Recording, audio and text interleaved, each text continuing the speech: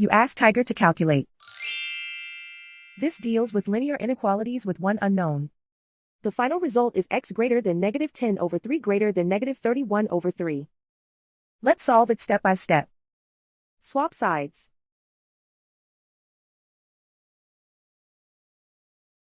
Group all constants on the right side of the inequality. Subtract 15 from both sides.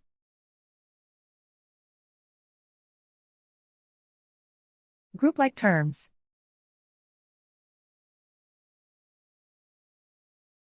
Simplify the arithmetic.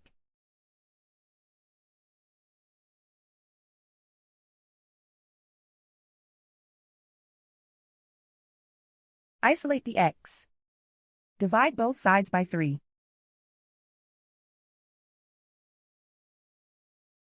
Simplify the fraction.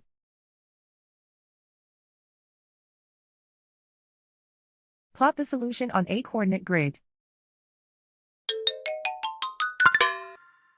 And so the final result is x greater than negative 10 over 3 greater than negative 31 over 3.